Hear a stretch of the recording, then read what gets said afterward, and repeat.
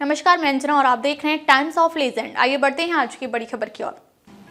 क्या चीन के पंजे में है भूटान? भारत के चिकन नेक के लिए बन सकता है खतरा, क्यों महाकुंभ पहुंचे नरेश?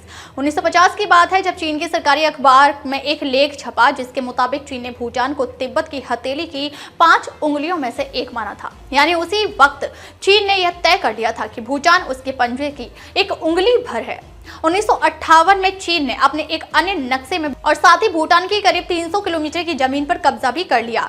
चिंतित भूटान ने उस समय एक दशक पुरानी ब्रिटिश विरासत भारत भूटान संधि 1949 के अनुच्छेद 2 का सहारा लेते हुए कहा गया कि इस परिस्थिति में भूटान सरकार ने तय किया कि विदेशी मामलों के संबंध में वह भारत सरकार की सलाह अनुसार निर्देशों का पालन करेगी। तभी से भूटान के रक्षा और विदेश मामले भारत के पास ही हैं। यह चर्चा अभी इसलिए कि भूटान नरेश जिग्मे खेसर नामग्याल वांगचुक भारत पहुंचे हैं। ऐसे में भारत भूटान संबंधों की पड़ताल करेंगे और यह भी जानेंगे कि इस संबंध चीन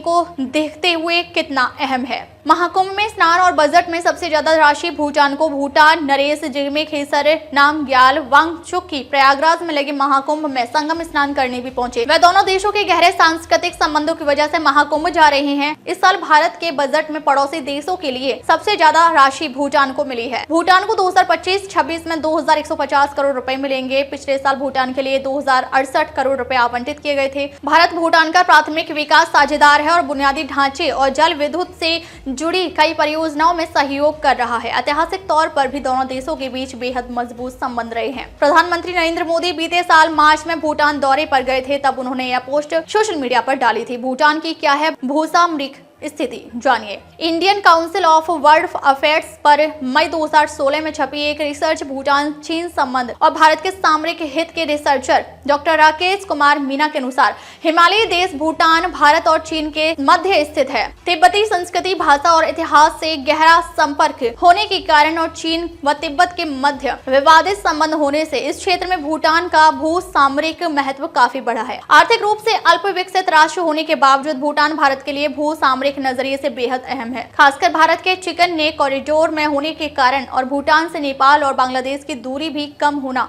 इसकी अहमियत बढ़ा देती है। आगे बढ़ने से पहले नीचे दिए गए ग्राफिक्स से भारत के सीमा क्षेत्रों की स्थिति जान लीजिए। 1954 में चीन ने भूटान के बड़े हिस्से पर जताया दावा। खास बात यह है कि नेपाल और चीन ने भारत से अपने रिश्तों को दरकिनार करके अपने हितों को साधा है। वहीं भूटान हमेशा से भारत के साथ खड़ा रहा है। 1954 में a brief history of China में प्रकाशित मैप में भूटान के बहुत से क्षेत्र पर चीन ने अपना दावा जताया।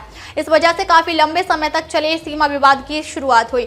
नक्शे में यह दिखाया गया था कि भूटान का एक अहम हिस्सा चीन का प्राक ऐतिहासिक क्षेत्र है। दरअसल भूटान पर दबदबे की मंशा के पीछे चीन का भारत के इन इलाकों पर कब्जा करने की नापाक इरादा है। इसे ग्राफिक्स से समझते हैं।